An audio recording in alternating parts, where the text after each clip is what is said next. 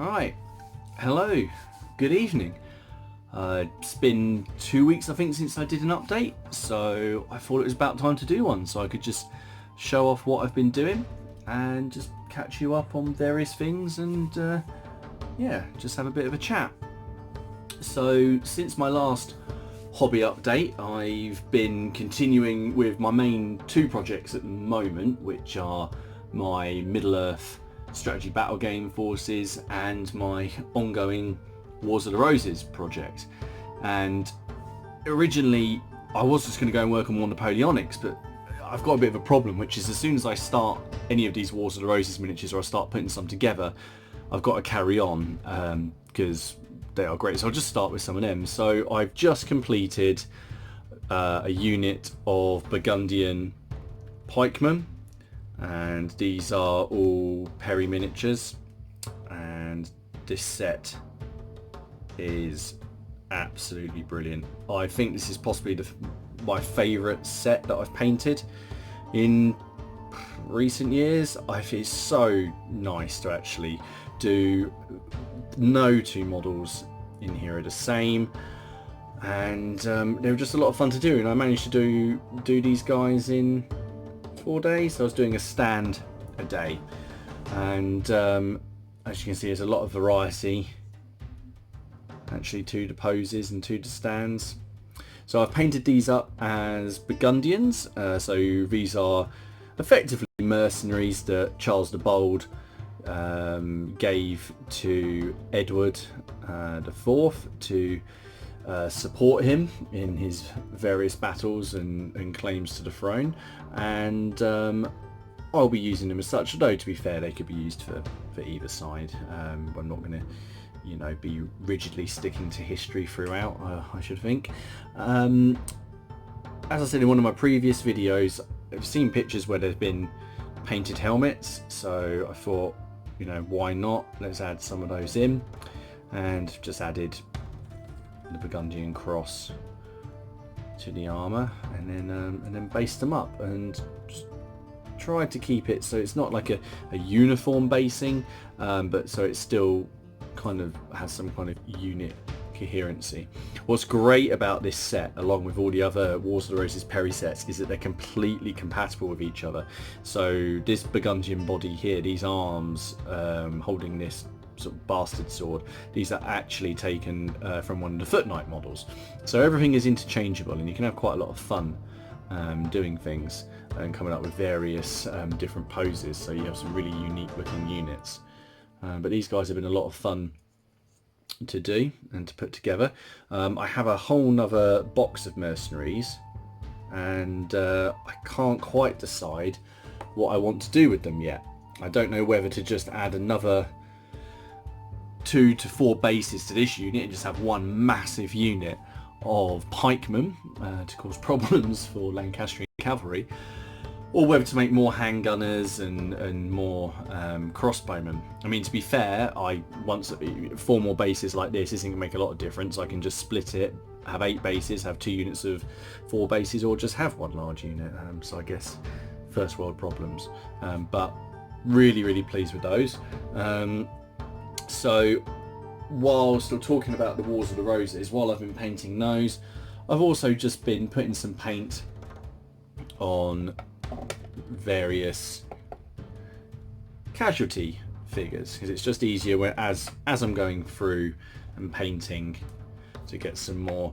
And so these ones are from the Wars of the Roses set, and very simple.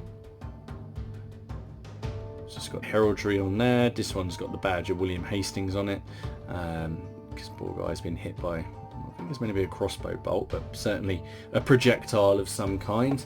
And then we just have dead Foot Knight and Billman or Archer, and just an unfortunate fellow here. I'm always in two minds about adding gore and blood onto things, because I don't want to overdo it. I don't want things to be gratuitous for the sake of it, but at the same time we're in a hobby where we are depicting warfare and real events and things that happen to people, so I think that to shy away from that isn't a mistake. Some people don't like grit and grime. I do, but at the same time I don't want to overdo it, so it can be a bit of a fine balance. So I think these I've sort of done enough here. I do like to do the odd clean one. So I've still got a couple more of those to do, but I'll be knocking those out as I'm painting more.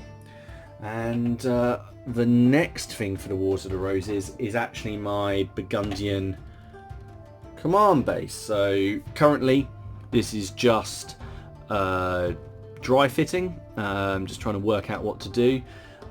This guy here isn't actually a sort of Burgundian commander. I got him free at Salute when I bought 3 boxes. I think he's just a light cavalry commander, but he's got a bit of the sort of Burgundian look about him, especially with the sort of flag on the helmet. So these aren't actually stuck down, so hopefully they will stay. So I thought I would just create a small purvey's shield wall with some crossbowmen behind it. I'll use those nice transfers again on there. We've got here standard bearer, who will have the full coat of arms of Burgundy on it, and then we have this guy at the back telling the crossbowmen that they're firing in the wrong direction.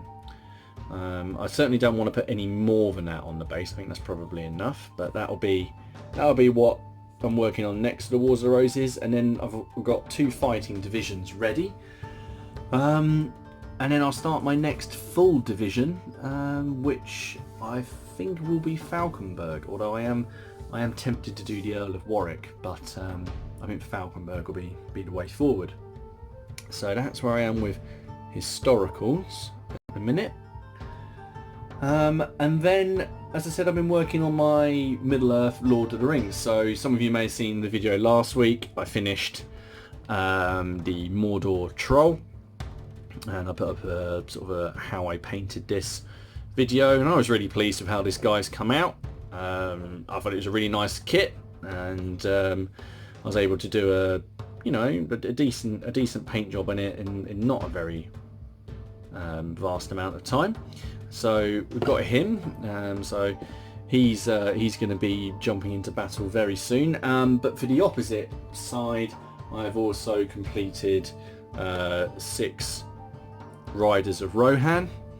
The hard thing with these is actually just trying to make them look different from each other. So that's why I've added in some blue shields and like some multicolored shields, just to sort of bring out some variety. All of these have been painted with a mixture of contrast paints and traditional painting, although to be honest, the contrast paint's probably about 95% of the paintwork on this. Small things like the white detail on the shield and any of the gold detail on the buckles, that's traditional sort of paint, like standard paints. And then I use various base coats but with contrast paints over them, and it's not because I think the contrast paints are doing anything better than other paints, but they're just speeding up the process. So I was able to do these 6 guys in a couple of evenings. So we have a fella here with a sword and shield. We've got 2 with bows. When I'm painting this scale armour, I like to sort of dot some random scales with gold, just to sort of break up the silver. It just seems to give it a nice effect. And then we just have these 2 guys here with spears. So I've now finished all of my actual riders of Rohan. So I'm looking forward to getting some games in of this, because I do really enjoy the system. So to finish him off, I have Theoden, who's the King of Rohan. Now this was a new model that was released for the Battle of the Pelennor Fields box, and I've got to say it is a really nice model. I do rag on GW a bit sometimes, but this one is a really nice model, especially this cavalry model. Those reins that are flying out around the horse, that's brilliant. So I will be painting this up next for Lord of the Rings. In fact, I've got to actually say, while I'm sort of talking about this, I'm slightly annoyed with how much I like that Perry set. Let me see if I can actually find it. Oh, here it is. So this is the Perry set that I've just been discussing. So these are the European mercenaries, and you get 40 figures in this. This costs about 20 quid, although you'll probably be able to find it cheaper on eBay, and you get loads of sprues in here, and enough to make 40 models, which is more than enough for anyone's needs. You have a command sprue with various purveyed shields on them, some command figures wearing tunics or full armour, loads of heads, standards, pole axes, swords, and then you have the main frames themselves. And on here you've got 12 different bodies, you've got 12 different heads, but then you've got the options of setting up as crossbowmen, as handgunners, as halberdiers, or as pikemen. And for 20 quid, I mean, I can't say complain. The fact that the models actually, at the end of it as well, are really high quality, historically accurate, and really easy to put together. It annoys me how good this is, because I find it really hard to resist buying them. And then when I go to other companies and I may buy a plastic set, and then it's not that variety, I almost feel a little bit cheated, which isn't fair, I know, and I'm grateful for everything we have in this hobby, but I just love the sheer variety that we get. So that's sort of where I am with my current projects. The idea was that I was going to be making my teddy bear fur board, but I still haven't got any further than just doing this. I don't know if anyone's noticed on the news, but it's been a bit wet and the weather has been shite, so this is as far as I've got. Hopefully the weather will get better and I'll be able to do some more, but I'm not keeping my fingers crossed, so that might be a project for after Christmas, or just for when the drier weather comes. We shall see. Around all of these projects, I've actually been doing a little bit of reading, and I thought I'd share this as well, because I know there's a lot of people here who like Napoleonics. So when I was on holiday this year in Hastings, I'm going to pick it up, so sorry for shaky cam, I found this lovely book in a bookshop. So a dictionary of the cuirassier officers of the First Empire, and this book is lovely. So effectively, yes, it's a dictionary of names of various officers who are in there. Let me give it like a little biography if it exists, and it will also then sort of say unfortunately what happened to him. So this guy killed at Wagram on the 6th of July 1809. But it's not just that, it's got information on the whole cuirassier regiment, and it's got colours and flags, and it also has some information on formations and different actions, and it's just a lovely book. So if you find this, I'd recommend picking it up, even if you've just got a passing interest in Napoleonics. It really is cool. So I'm going to be adding in some new details to the next unit of cuirassiers that I pick up, and yeah, there we go. There's just some really nice battle maps. That was actually like a 54mm model that somebody's painted, and battle formations. So highly recommend picking that up. Don't know what that was that just fell off, but yeah, that's just something that I've been enjoying going through. And after this, when I've completed those 2 Lord of the Rings sets, I will be working on some Hanoverians. So we're going back to my Napoleonics, because as I've been painting things up and getting various things, I've managed to sort of get quite a lot of sort of spares that I've painted and then not had room for on bases. So more here, I've just got bits and bobs, and I'm going to start filling out more units, and really from that I should be able to create probably another 2 to 3 different units, which would be fantastic. I didn't actually realise, I came back on, and I was supposed to say a big thank you because I've now passed 200 subscribers, so thank you very much.